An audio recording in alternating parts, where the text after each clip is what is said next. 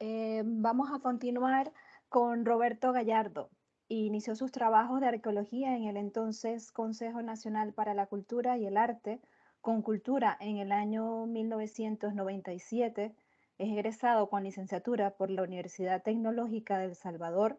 Como becario Fulbright, obtuvo una maestría en arqueología de la Universidad de Colorado en Boulder, Estados Unidos. Autor de diversas publicaciones, ha dirigido proyectos arqueológicos en diferentes sitios de El Salvador, incluyendo sitios prehispánicos, históricos, republicanos y subacuáticos. Ha participado en capacitaciones de arqueología subacuática en Campeche, en México, La Habana, Cuba y Cartagena de Indias, Colombia. Es codirector del proyecto arqueológico Ciudad Vieja de 1997-2009.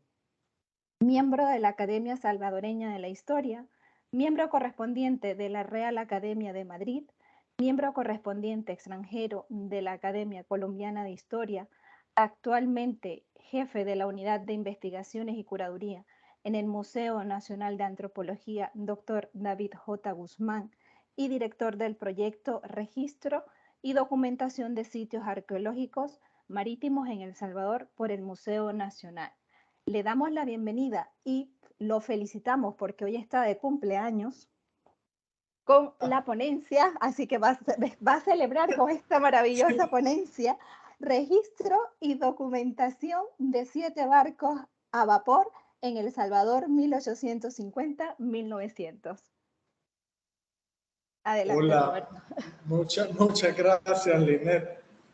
Es un gusto, Abner y Rita. Estoy muy agradecido de estar aquí con ustedes por la invitación en este evento tan interesante. Ha sido un día muy ameno, muy interesante, me ha gustado mucho. Y efectivamente voy a presentarles, déjenme ver cómo, si logro subir la presentación.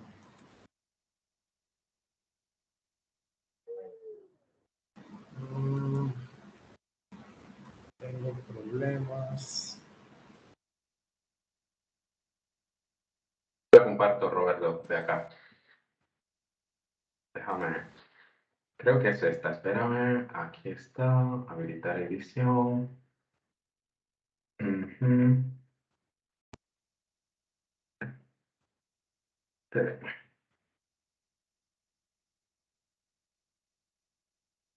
¿Está? Sí. Pues me pides, ¿cómo se llama? El control y yo te lo cedo en la pantalla.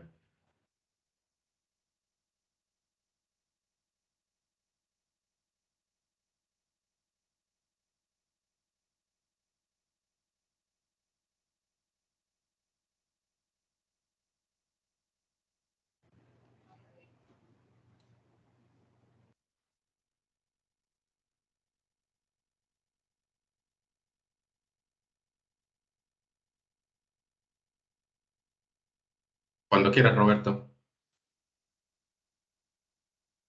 No te escuchamos.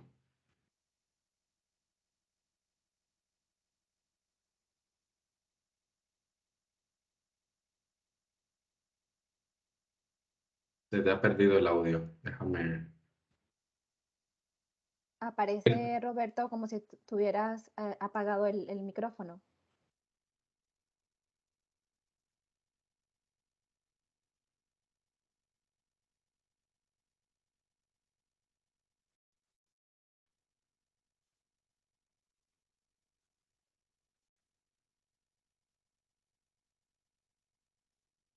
No te podemos escuchar, Roberto. A ver, ¿qué se me ocurre? Déjame dejar de compartir. Ajá. Espérame.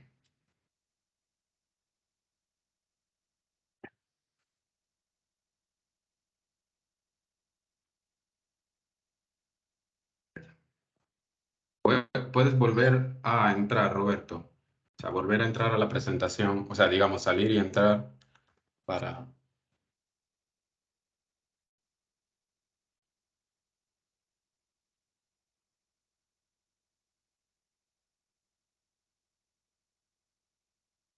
Nada. Que por alguna razón tu micrófono está enmudecido.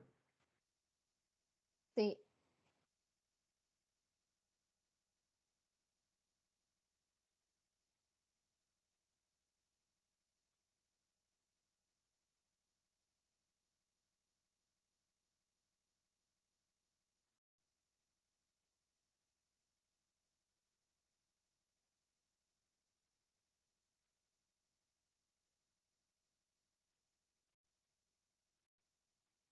Intenta salir de la reunión y volver a entrar a ver, porque hace un momento lo tenía activado, pero ahora le sale, está abierto, pero no se escucha.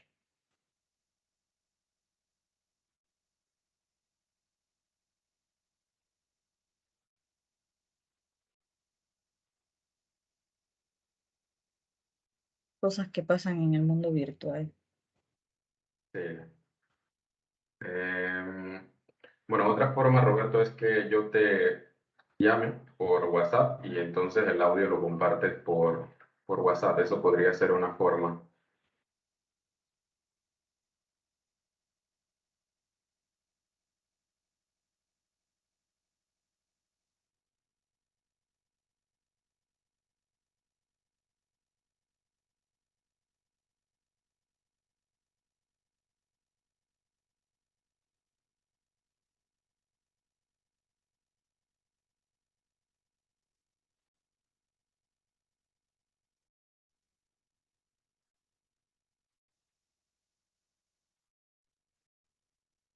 No. Entró Bueno, Roberto, espérame. pero Vale, Roberto, te llamo por WhatsApp y entonces lo pongo en altavoz y entonces tú compartes el audio por allí.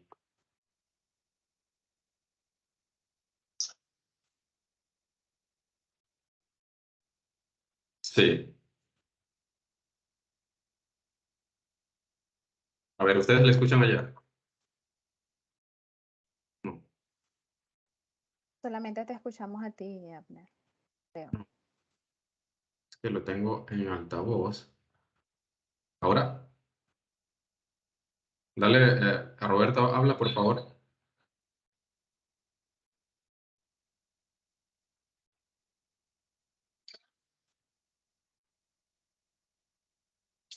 No, no te escuchan. Es que, bueno, yo sí te puedo escuchar, pero ellos no te escuchan allá.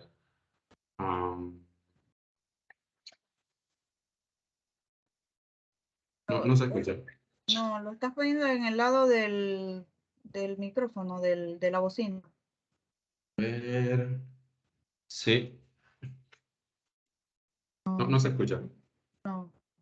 Habla Mm, ahora, Roberto, por favor, porque aquí ya pareciera que se activó el micrófono.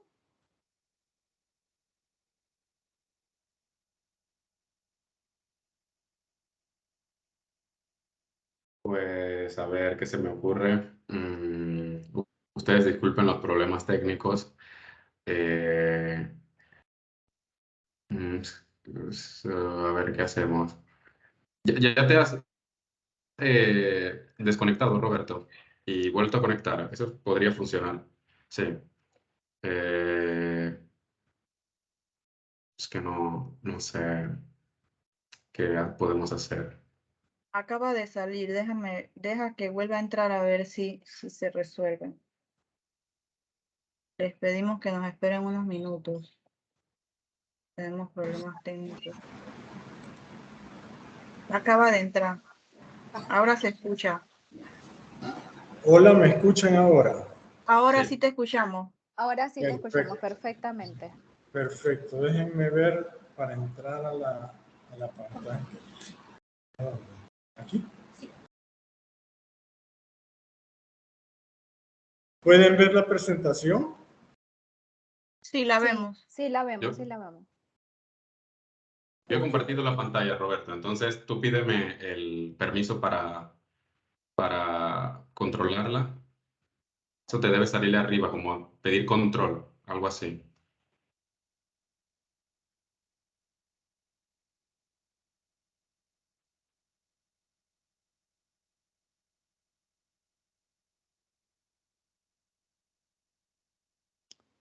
Otra vez aparece desactivado el audio, Roberto.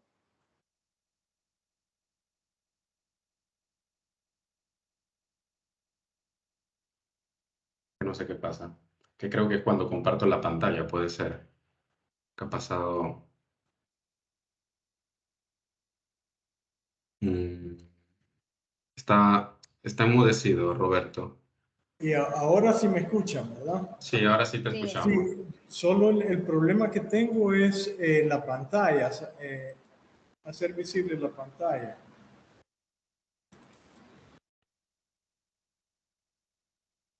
¿Y si le compartes la presentación, Abner? Sí, pero si la comparto como que se va el audio, me parece. Pero Sí, no lo sé. parece que se va el sonido cuando Pero déjame bueno, tratar. eso puede ser por la configuración misma del Teams de allá, ¿sabes? Del Teams. Entonces, ¿qué hago? Déjame ver, a ver si... Que tú mismo le compartas la pantalla. Sí, a ver, Roberto, ¿puedes hablar ahora? Es que yo no les veo Sí, ahora. sí, Sí, adelante. Sí, ¿están viendo la pantalla? sí, la estamos viendo. Ok, perfecto. Pasemos a la primera diapositiva entonces.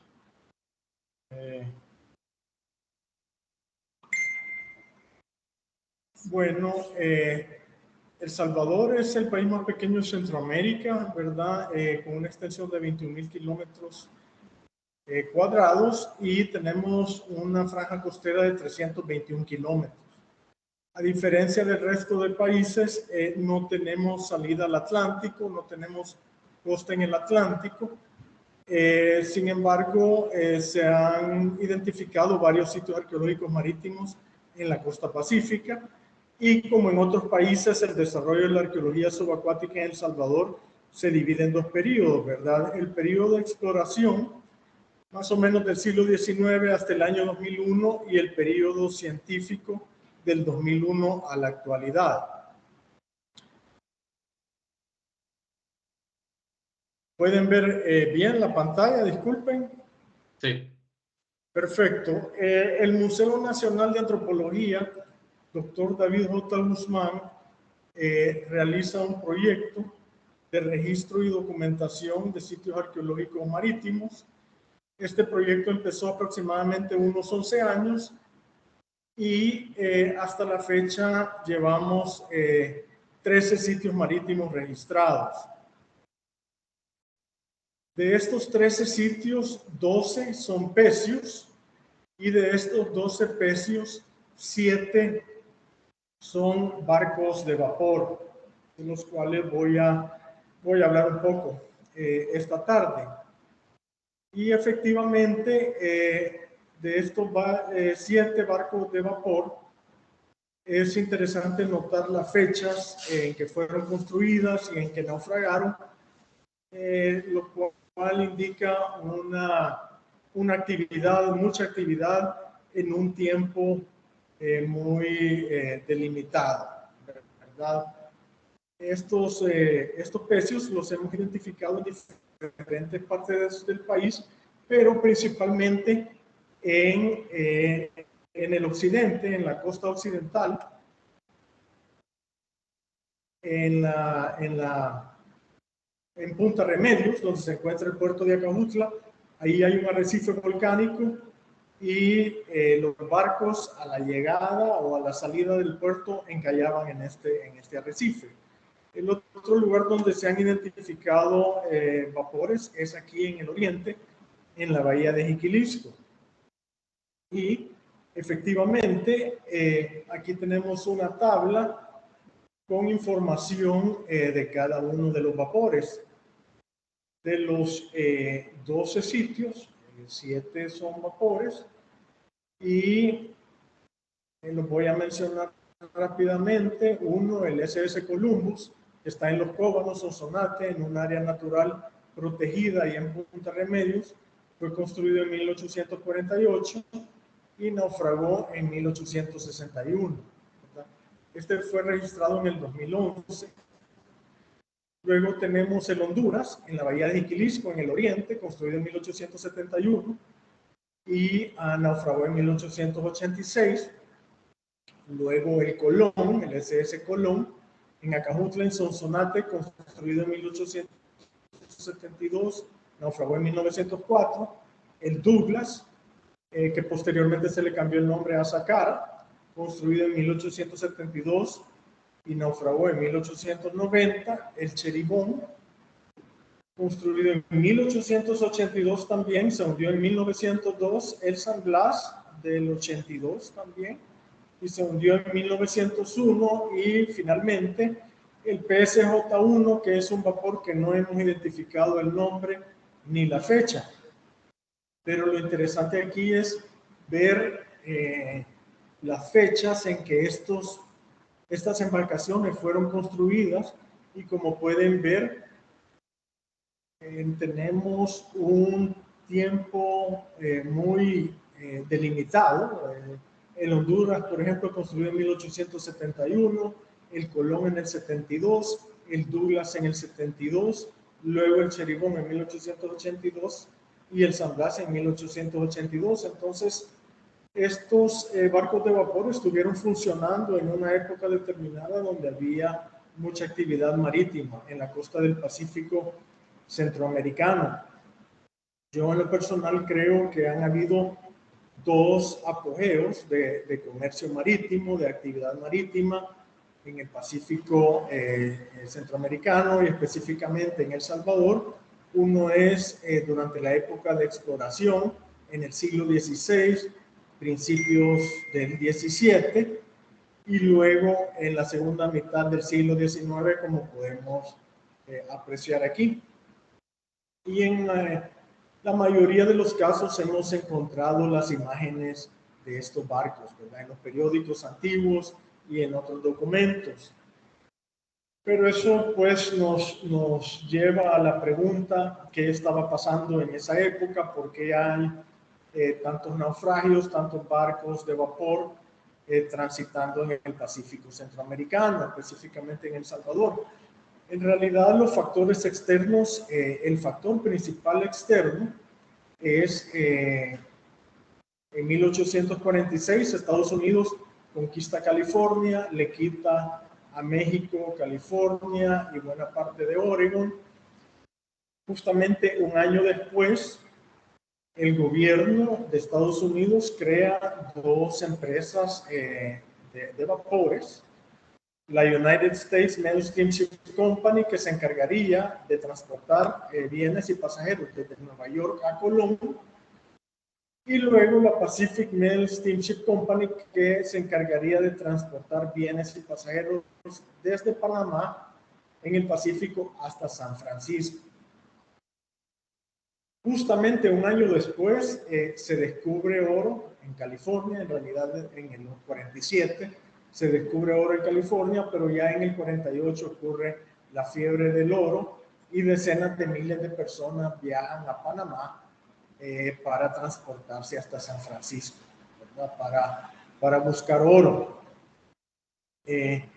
Y posteriormente, en 1855, se construye el ferrocarril de Panamá, y esto genera mucha más actividad en el Pacífico. Un reconocido historiador pues menciona que el rápido crecimiento económico de California estimuló la actividad comercial de una manera nunca vista en El Salvador. Y esto es cierto para todos los países centroamericanos, básicamente. Era una época en que se estaban construyendo los estados-nación, los estados nacionales, una época de producción agrícola. Los gobiernos locales aplicaban políticas liberales, el libre comercio. En Centroamérica, los productos como el café se estaban exportando, y es por esto que ocurre una gran actividad marítima en esta época. Cuando Estados Unidos le quita estas tierras a México, en 1846 se da cuenta que no pueden formar una nación si no conectan el noreste con el oeste, ¿verdad? y la forma más práctica, la forma más rápida es creando estas empresas navieras de vapores. Y bueno, una ruta, una de las rutas más conocidas era desde Nueva York, pasando por Río de Janeiro y bajando por el Paso de Drake o por el Estrecho de Magallanes, subiendo nuevamente al norte, a veces pasando por Valparaíso, en este caso no, este mapa es de 1849, en esa época los ingleses ya tenían prácticamente el monopolio del Pacífico suramericano, pero paraban en el Callao y luego continuaban a San Francisco, California. Las otras rutas por el Istmo Centroamericano, la de Panamá, que es la más usada, la más reconocida. Y claro, en 1851 el magnate Cornelius Vanderbilt estableció la ruta del tránsito por el río San Juan, primero hasta San Juan del Sur y luego hasta el Realejo posteriormente. En un momento hubo competencia, se creyó que la ruta del tránsito iba a ser más usada, más transitada, pero siempre prevaleció la ruta de Panamá. En la ruta del tránsito de Vanderbilt, la ruta de Vanderbilt cerró en 1857 con las guerras nacionales, ¿verdad? Con las guerras contra los filibusteros, y predominó la ruta por Panamá. Los barcos de vapor en el Pacífico americano es un tema interesante. Los dos primeros barcos de vapor que tengo conocimiento fueron el Perú y el Chile, de la Steam Navigation Company, una empresa inglesa. Los ingleses, cuando se establecen en Valparaíso, establecen una red comercial y Valparaíso era un centro de comercio, ¿verdad? Y es por esta razón que el primer barco de vapor registrado en El Salvador es el Gorgon, en 1849. Este barco estaba destacado en Valparaíso, pero en esta época los ingleses también querían controlar territorio centroamericano, especialmente porque los Estados Unidos ya tenían planificado la construcción del canal en Centroamérica, en Nicaragua, y ellos querían controlar territorio, expandirse imperialmente, y es así como llega este vapor, el Gorgon, en 1849, y se toma el Golfo de Fonseca prácticamente, ¿verdad? Por un buen tiempo, para debilitar la economía de El Salvador. Este es el primer barco de vapor que tenemos registrado. Posteriormente aparecen los barcos comerciales, los barcos de vapor comerciales, y el primero llega a las costas salvadoreñas el 8 de enero de 1854, y este se llama el primero, un vapor pequeño de 225 toneladas procedente de San Francisco. Este barco desaparece en la historia, no sé qué pasa con esta embarcación, pero en 1855 se inaugura el ferrocarril de Panamá, y es aquí cuando por primera vez los barcos de vapor empiezan a tocar los puertos salvadoreños, los 3 puertos salvadoreños y de Guatemala y Costa Rica, ¿verdad? Porque anteriormente la mayoría de rutas eran directamente de Panamá a San Francisco, pero cuando se inaugura el ferrocarril de Panamá en enero de 1855, la Pacific Mail Steamship Company envía un barco comercial, explorador, lo llamo yo, que es el Columbus. Lo envía en 1856 a visitar los puertos centroamericanos, ¿verdad? Especialmente los puertos salvadoreños, La Unión, La Libertad y Acajutla. El Columbus era un vapor pequeño con casco de madera de 460 toneladas. Pero lo interesante es que este fue uno de los primeros barcos que compró la Pacific Mail Steamship Company para transportar personas de Panamá a San Francisco. La Pacific Mail primero tenía el Oregon, el Panamá, y esto posteriormente, con la cantidad de gente que viajaba, tuvo que comprar otros vapores, y aquí fue cuando adquirió el Columbus, ¿verdad?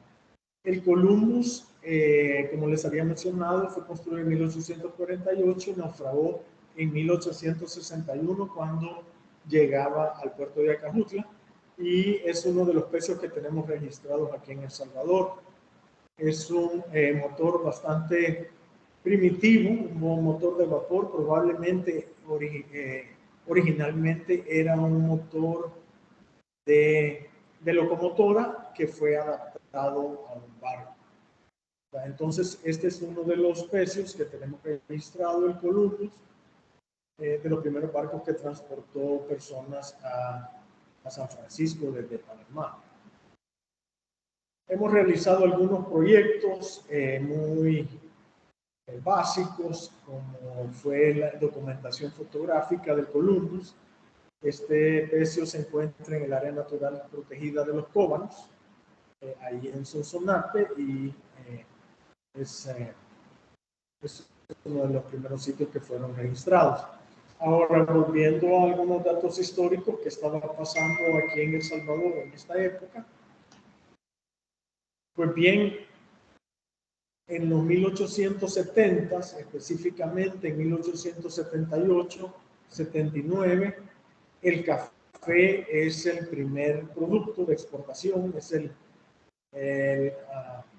cultivo que genera más ingresos a los gobiernos centroamericanos, ¿verdad? Primero en Costa Rica y luego El Salvador, en Guatemala. En Guatemala también estaba la cochinilla en esa época, el añil, pero el café predomina ya en 1879, y es así como aumenta el uso de los barcos de vapor. Y aquí tenemos una tabla que nos muestra la transición entre los barcos de vela con los barcos de vapor. Y estos son los tres puertos principales de El Salvador: La Libertad, Acajutla y La Unión. Y entre enero y septiembre de 1883 podemos ver que en La Libertad llegan 23 barcos de vela comparado a 88 de vapor. En Acajutla 19 de vela en comparación a 73 de vapor, y en La Unión 21 de vela en comparación a 44 de vapor. Y aquí vemos cómo la nueva tecnología, la tecnología de vapor, sustituye a los barcos de vela. Otro pecio que registramos hace algún tiempo, en el 2014, si no me equivoco, es el Colón. Esta fotografía apareció, la encontramos en una revista, que es el SS Colón encallado en la playa, y decidimos ir a buscarlo porque nos preguntábamos si todavía existían restos de este pecio, porque es el barco más grande, de mayor tonelaje que hemos registrado. Y aquí aparece una imagen del Colón encallado el 11 de abril de 1904. Entonces decidimos hacer una visita de campo, y pues efectivamente en la playa logramos identificar los restos del motor, en este caso los cilindros. El Colón fue construido por Roche y Son, Chester, Pensilvania, en 1872. Fue construido por la Pacific Mail Steamship Company y naufragó en abril de 1904. Inmediatamente después de que este barco encalló, fue deshuesado, ¿verdad? Para repuestos, pero actualmente todavía tenemos parte de los cilindros, ¿verdad? Y los pistones que iban del motor. El Colón, en abril de 1904, se encontraba fondeado en Puerto San José. y se celebró el casamiento del primer oficial. Empezaron a ingerir bebidas alcohólicas los oficiales y el capitán, y en la madrugada salieron a toda velocidad para Cajutla. Parece que el capitán no estaba muy atento en cuanto al arrecife de Cajutla y colisionó en el arrecife en el 11 de abril de 1904, y cuando se dio cuenta que se estaba hundiendo, decidió encallar el barco en la arena, y es así como aparece en la fotografía. Luego seguimos aquí en Los Cóbanos, en Sonsonate. Aquí tenemos el cheribón. El cheribón es uno de los pecios más visitados. Hay dos pecios muy conocidos que siempre se ha sabido que han estado ahí, que son visitados por los buzos. Este es el cheribón y el Douglas. Y por lo tanto estos pecios también han sufrido la mayor saqueo. El cheribón fue construido en Escocia en 1882 y naufragó en Punta Remedios cuando viajaba hacia Panamá en 1902. Llevaba un cargamento de 13,000 sacos de café y encalló en el arrecife, ¿verdad? Colisionó en el arrecife. Actualmente se puede apreciar el motor cuando baja la marea. Luego tenemos el Douglas. El Douglas fue construido en 1872 en Inglaterra y naufragó en Los Cóbanos en 1890. El Douglas, allá por 1885, fue vendido a la DDJ Cosmos Line, una empresa naviera alemana destacada en Hamburgo, y fue ahí cuando le cambiaron el nombre a Sakara. También colisionó con el arrecife de los Cóbanos, se hundió, y actualmente hay descendientes de algunos de los tripulantes alemanes que viajaban en el barco, ¿verdad? Hay una familia, Galont, que era uno de los tripulantes que se quedó viviendo aquí como ingeniero, y actualmente están los descendientes. El Douglas es el sitio donde se realizó lo que consideramos como la primera investigación subacuática. Esto fue un plan elaborado por José Roberto Suárez, de grata recordación, el arquitecto Suárez. Fue elaborado en el 2001 y este fue pues la primera documentación científica, metódica de un pecio aquí en El Salvador. El San Blas, este es otro vapor que está en la costa central, en el departamento de La Libertad. Este fue también un caso interesante. Nosotros recibimos una llamada en el 2011 y nos comunicaron que había unas personas extrayendo hierro y metales de un barco hundido. Realizamos una visita aquí muy cerca del puerto de La Libertad, y efectivamente estaban extrayendo hierro. Realizamos unas inmersiones e identificamos este pecio, ¿verdad? Está bastante en malas condiciones porque está muy cerca del oleaje, pero identificamos el nombre del San Blas. La playa se llama San Blas por el nombre de la embarcación. Es un vapor también construido en 1882, también perteneció a la Pacific Mail Steamship Company. También fue construido por Roche y Son, igual al Colón, que está en Pensilvania, y el objetivo principal era la ruta de Panamá a San Francisco. El San Blas realizaba un viaje de Acajutla al puerto de La Libertad el 13 de diciembre de 1901, si no me equivoco, y cuando iba muy cerca de la costa, el capitán Catarrinis vio luces en la playa y creyó que ya había llegado al puerto de la Libertad. En realidad las luces eran unas fogatas de pescadores locales y esto se ha mantenido en la tradición oral de la playa, ¿verdad? Hay personas de mayor edad, postreros y pescadores que relatan esa historia de cómo el capitán vio las luces de los pescadores y creyó que ya había llegado al puerto. Se acercó demasiado a la costa, colisionó en unas rocas, en un pequeño arrecife que hay ahí, y el barco se hundió, el San Blas.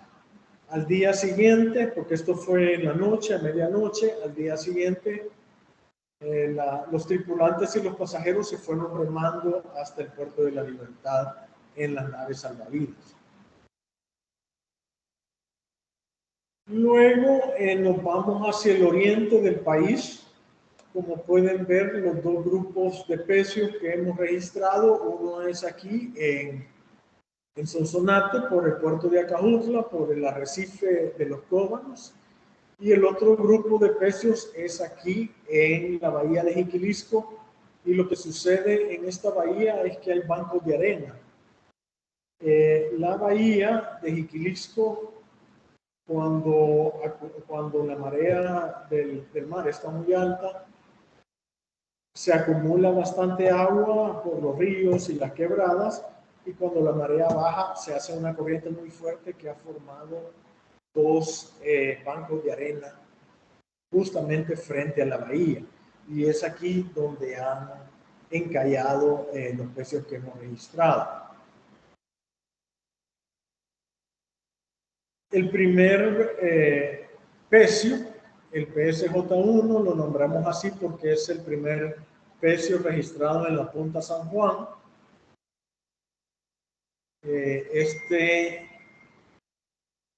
Pues en un inicio nos enseñaron una fotografía de un mástil que salía de la tierra. No teníamos idea de qué estaba haciendo ahí ese mástil, ¿verdad? Enterrado. Hicimos una visita.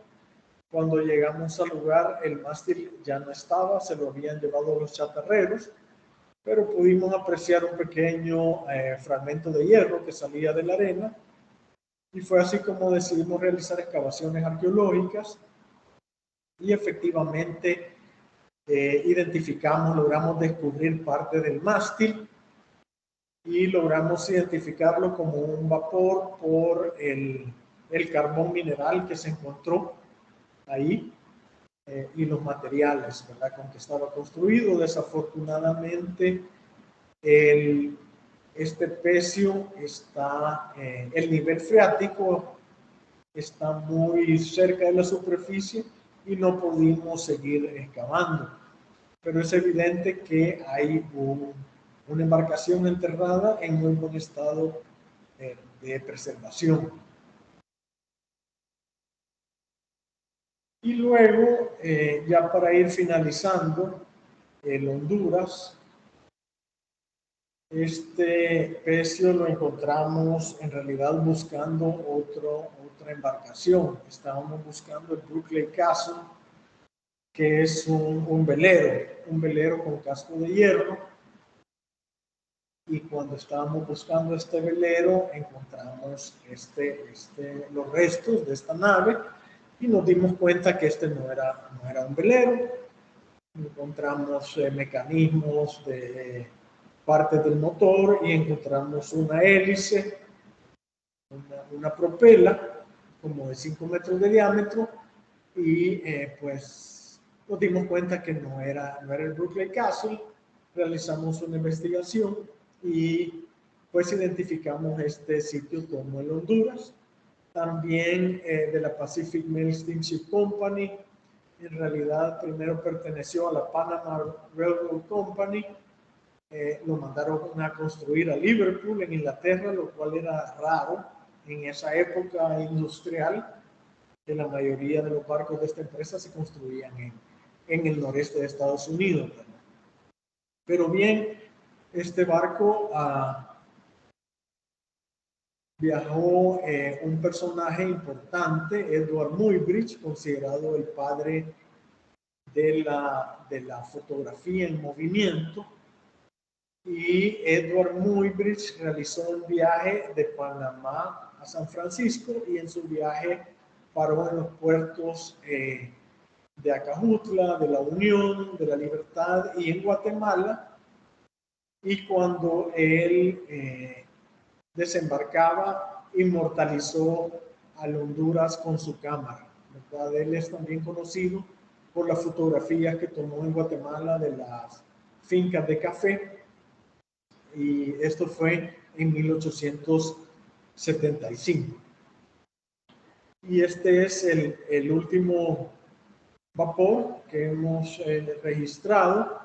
El proyecto de registro y documentación de sitios arqueológicos marítimos aquí en el museo continúa, y tenemos planificado pues una temporada para este año.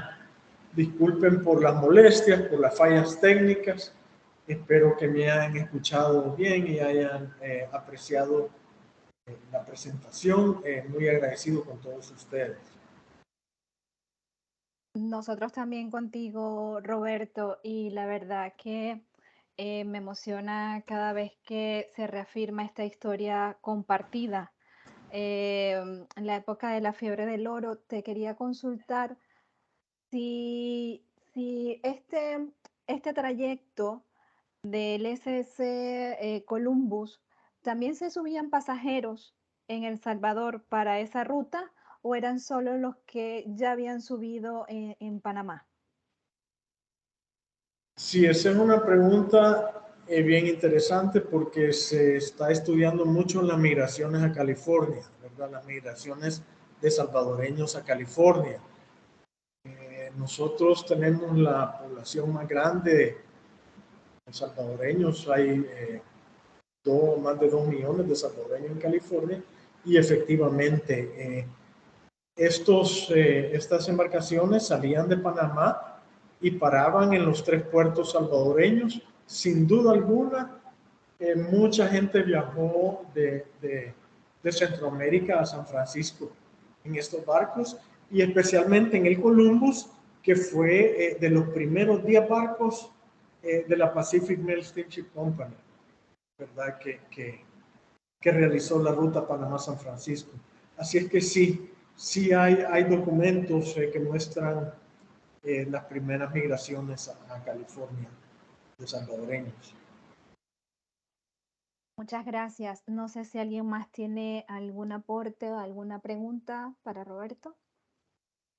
Sí, una de las cosas que me gustaría que hicieras énfasis, Roberto, es sobre los principales problemas de conservación que has encontrado en este tipo de barcos en donde se mezcla tanto madera como metales, y cómo, bueno, ustedes han resuelto poder identificar con la falta de algunos elementos.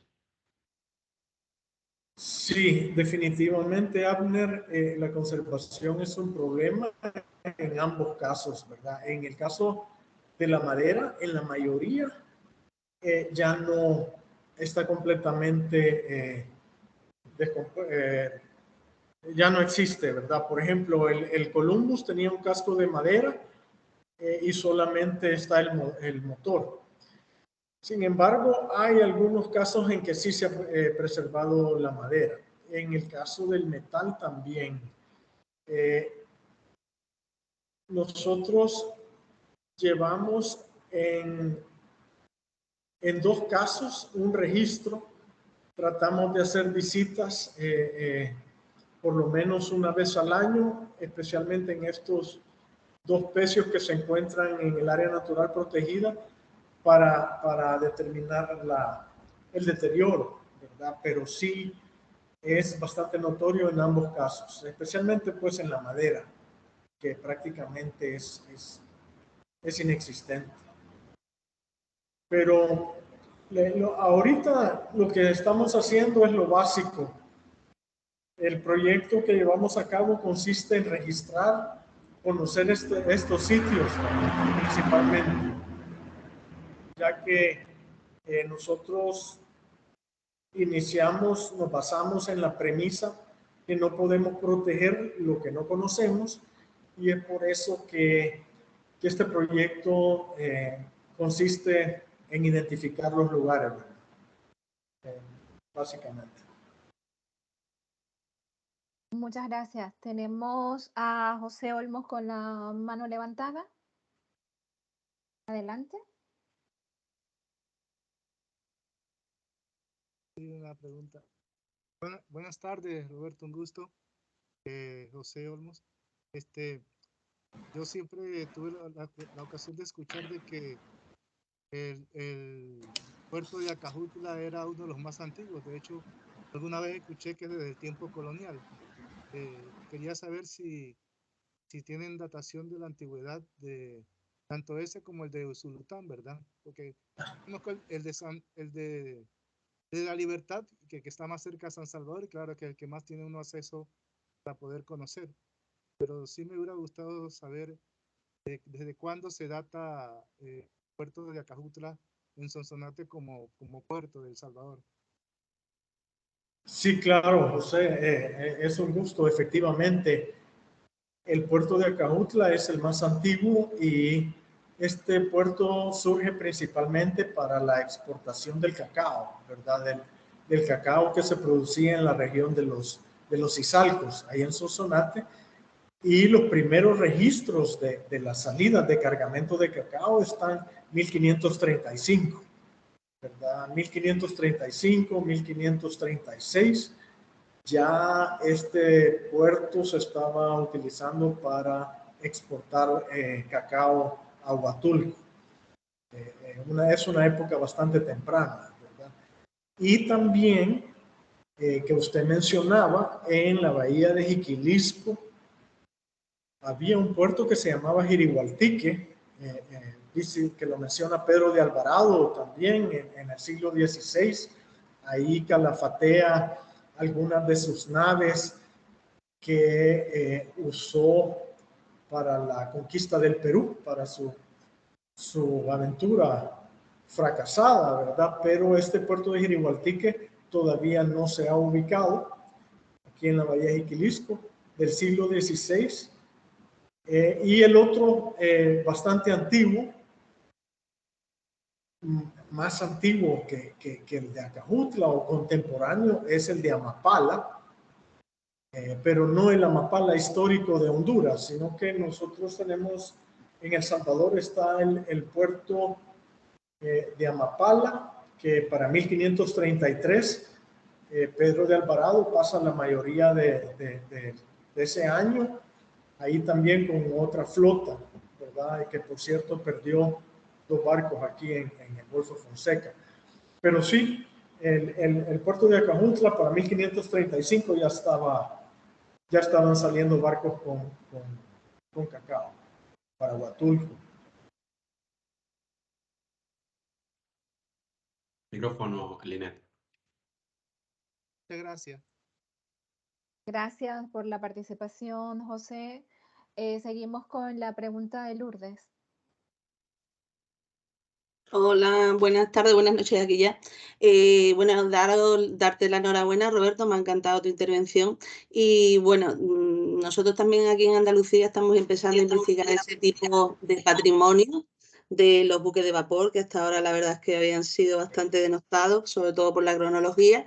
Y quería preguntarte en cuanto a la identificación de las fuentes documentales, ¿cuáles utilizáis para llegar a las conclusiones de que esos restos de buques de vapor, de los pecios, son los que estáis diciendo? O sea, compañías marítimas, archivos de compañías marítimas navieras, prensa histórica, el barco, el pecio, tiene algún tipo, aparte me imagino que de la maquinaria, de hélice, vapor, de lo que sea, llega a tener el nombre del barco grabado todavía en el casco. ¿Cómo llegáis a esa identificación?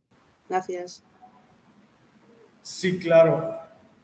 Bueno, en este caso, ya que las embarcaciones, la mayoría eran de Estados Unidos, ¿verdad? De la Pacific Mail Steamship Company o de la Panama Railroad Company, las fuentes principales de información son los periódicos de San Francisco, bueno, y de Estados Unidos en general, en la librería del Congreso. Tienen una colección muy completa y ahí aparecen las fechas, el nombre del barco, etcétera. Entonces esa ha sido mi fuente principal. Aquí también en El Salvador tenemos un archivo general de la Nación donde se encuentran los periódicos del siglo XIX. Ahí también hemos encontrado buena información y es en estos dos casos donde efectivamente encontramos el nombre del barco, el día, la hora en que se hundió, el nombre del capitán, etcétera, ¿verdad? Desde la perspectiva arqueológica, esto es prácticamente imposible, porque encontramos estos pecios, encontramos los restos materiales y pues, el resto de la información, el valor cultural lo adquiere ya cuando conocemos la historia, ¿verdad? Así es que principalmente en la librería del Congreso y en los periódicos de esta época, ahí hemos encontrado esto. Estupendo, muchas gracias, Roberto. Gracias, Lourdes, por tu pregunta. Abner, dame Sí, solamente adelante, esto adelante. para cerrar con Roberto. Mira, el museo tiene algún plan para, bueno, es que nos comentaste que la investigación continúa, pero el museo tiene en plan a futuro de hacer alguna exhibición, exposición de algunas de estos naufragios, algún plan de difusión sobre esto. Sí, tenemos planificado, bueno, en el 2011 realizamos la primera exposición de arqueología subacuática aquí en El Salvador, muy bonita, asistió mucha gente, tuvimos bastantes visitantes y tenemos planificado el próximo año, para mayo, una exposición de arqueología marítima, principalmente. Para Y celebrar el Día Internacional de los Museos. Sí, para celebrar el Día Internacional de los Museos y también en conmemoración del descubrimiento del Océano Pacífico.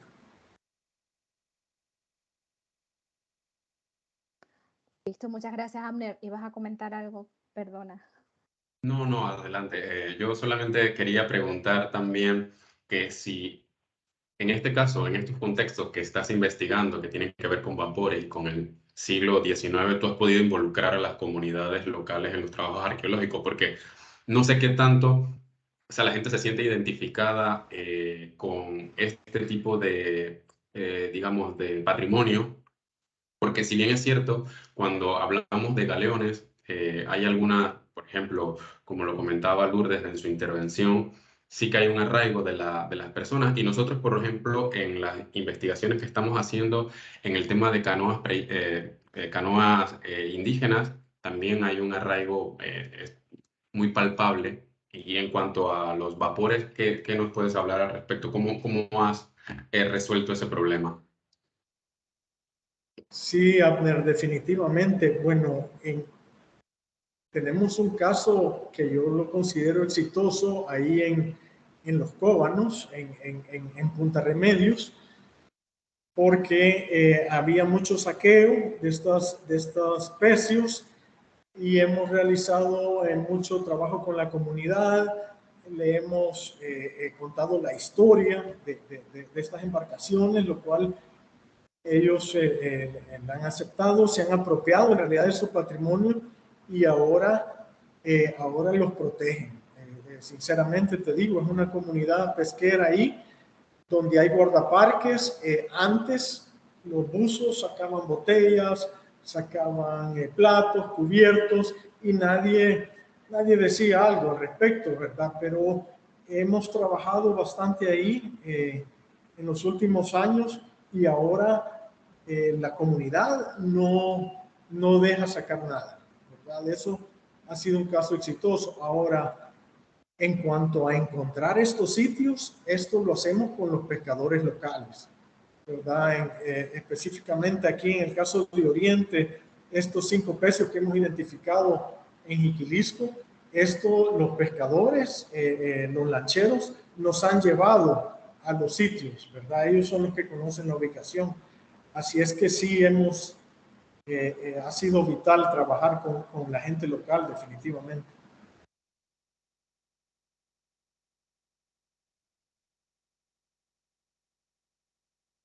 Muchísimas gracias, Roberto. Siempre es importante la integración de las comunidades, esa población de que se apropie del patrimonio. Pues solamente me queda agradecerte por acompañarnos, por tus aportes y los buenos deseos para que celebres tu cumpleaños y pases un excelente día.